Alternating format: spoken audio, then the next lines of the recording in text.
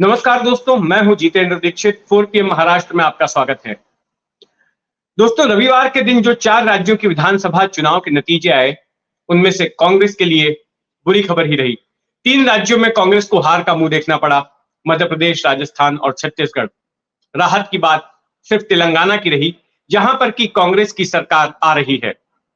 लेकिन बाकी 3 राज्यों में भले ही एग्जिट पोल्स ने प्रेडिक्ट किया था कि कांग्रेस की सरकार आ सकती है, कई जगहों पर यह कहा गया कि कांटे की टक्कर हो सकती है, लेकिन वैसा दिखा नहीं। एक छत्तीसगढ़ में हम कह सकते हैं कि कांटे की टक्कर जरूर थी।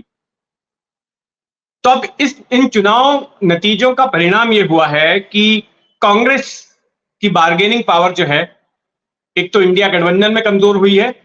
उसके अलावा अगर मैं महाराष्ट्र की बात करूं, तो महाराष्ट्र में भी कांग्रेस की बार्गेनिंग पावर इससे कम हो सकती है, ऐसी यहां के सियासी गलियारों में चर्चा है।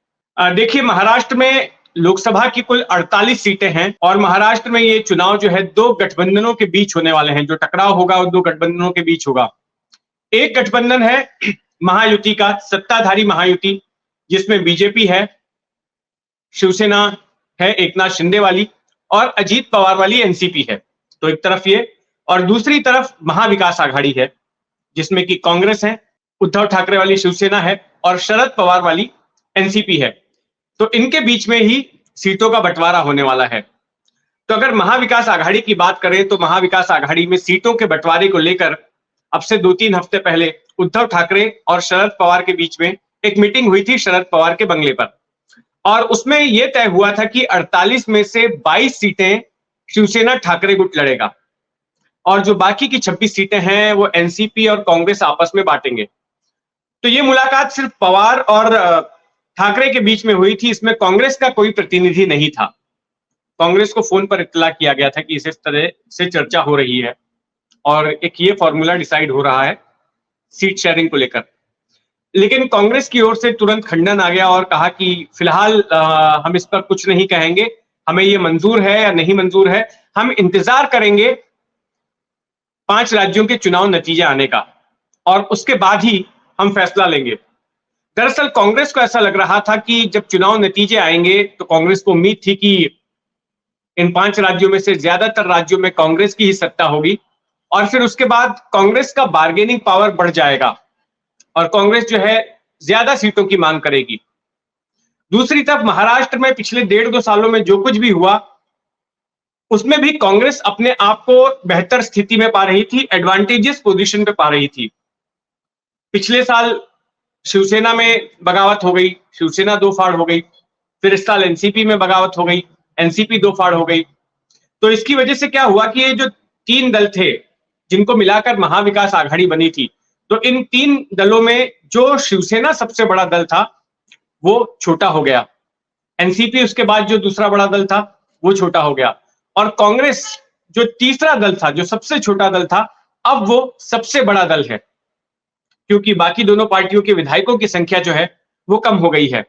और कांग्रेस ने कहा कि अब देखिए, हम राज्य में सबसे बड़ी विपक्षी पार्टी हैं और ऐसे में हमारी हिस्सेदारी ज्यादा होनी चाहिए। और जब कल चुनाव के नतीजे आए तो नाना पटोले, जो महाराष्ट्र कांग्रेस के प्रमुख हैं, उन्होंने भी कहा कि देखिए, दूसरे राज्यों की बात अलग है लेकिन महाराष्ट्र की बात अलग है और यहां पर हम डिसाइड करेंगे कि हम कितनी सीटों पर लड़ने वाले हैं। तो अब आने वाले साल भर में, मतलब अब से लेके अगले साल अक्टूबर तक 3 तरह के चुनाव होंगे महाराष्ट्र में। एक तो अगला ही चुनाव अब लोकसभा का होने वाला है, फिर विधानसभा का चुनाव, और इसके बीच में हो सकता है कि मुंबई महानगर पालिका समेत तमाम महानगर पालिका के चुनाव होंगे। तो ऐसे में अब इन 3 पार्टियों ने, यानी कि महाविकास आघाड़ी की इन 3 पार्टियों ने यह कहा है कि ये सभी चुनाव जो है ये लोग मिलकर लड़ेंगे, एक साथ लड़ेंगे। तो उसके लिए अब जब सबसे पहला चुनाव लोकसभा का है तो सीट शेयरिंग की भी प्रक्रिया शुरू हो रही है। और अभी इसी हफ्ते जो इंडिया गठबंधन की बैठक है दिल्ली में, उसके बाद में बताया जा रहा है कि मुंबई में शिवसेना, एनसीपी और कांग्रेस के नेता आपस में जुटेंगे और सीट शेयरिंग पर चर्चा शुरू हो जाएगी। तो इसमें हो सकता है कि कोई नया फॉर्मूला आए। 22 सीटें जो उद्धव ठाकरे की शिवसेना मांग रही है शायद उतनी ना मिले, लेकिन वहीं दूसरी तरफ यह भी सवाल है कि कांग्रेस अब किस तरह से बार्गेनिंग पावर आजमा पाएगी, क्योंकि जो सोच रही थी वैसा हुआ नहीं बाकी राज्यों में। तो ये बात है।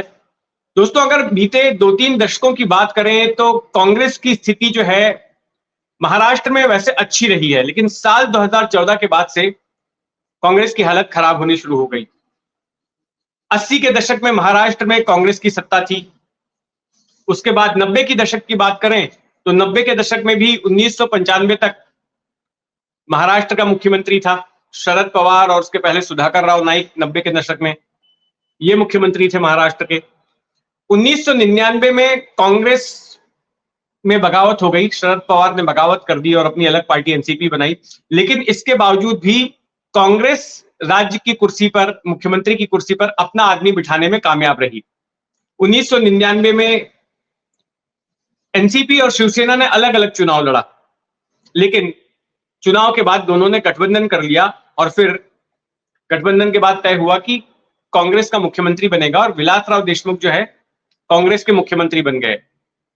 और उसके बाद फिर एकनाथ शिंदे मुख्यमंत्री सुशील कुमार शिंदे, माफ कीजिए, सुशील कुमार शिंदे मुख्यमंत्री बने।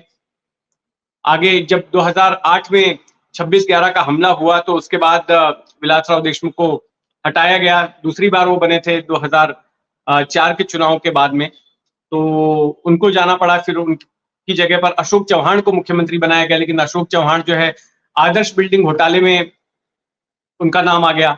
तो उसके बाद फिर पृथ्वीराज चौहान को मुख्यमंत्री बनाया गया और 2014 तक, जब विधानसभा के चुनाव जब तक नहीं हुए थे, तब तक पृथ्वीराज चौहान ही मुख्यमंत्री थे। यानी कि पूरे 90 के दशक की अगर छोड़ दें तो 5 साल जहां पर शिवसेना बीजेपी की सरकार थी तो कांग्रेस का ही मुख्यमंत्री था। फिर इसके बाद इस दशक की शुरुआत से लेकर 2014 तक भी कांग्रेस के ही मुख्यमंत्री रहे, राज्य की सत्ता पर कांग्रेस ही हावी रही। लेकिन 2014 के बाद से फिर कांग्रेस की हालत डामाडोल होने लगी। 2014 के चुनाव में कांग्रेस को सिर्फ 42 सीटें मिली। उसके पहले 2009 में जो चुनाव हुआ था उसमें 82 सीटें मिली थी कांग्रेस को, 82, और फिर 2014 में सीधे 40 सीटों पर हार हुई और 42 सीटें मिली। उसके बाद 2019 के चुनाव में भी कांग्रेस चौथे नंबर की पार्टी बन गई, सबसे बड़ी पार्टी बनी 105 सीटें लेकर। बीजेपी कुल 288 सीटें हैं महाराष्ट्र विधानसभा में, तो 105 बीजेपी को मिली। उसके बाद जो है 56 सीटें शिवसेना को मिली और 54 सीटें एनसीपी को मिली और 44 सीटें कांग्रेस को मिली। तो कांग्रेस सबसे छोटी पार्टी बन गई थी, वो पार्टी जिसका ये कि इतने सारे मुख्यमंत्री रहे 2014 तक लगातार जिनकी सत्ता थी। तो कांग्रेस इस तरह से बेहाल हो गई है राज्य में, लेकिन कांग्रेस को लग रहा था कि वो रिवाइव हो जाएगी इन चुनावों के बाद, नया जोश आएगा, लेकिन वैसा होता नजर नहीं आ रहा। अब देखना होगा कि कांग्रेस आने वाले लोकसभा चुनावों को लेकर किस तरह की रणनीति अपनाती है। जो भी होगा उस पर हमारी नजर बनी रहेगी। आप भी अपनी नजर बनाए रखें 4 PM महाराष्ट्र पर। धन्यवाद।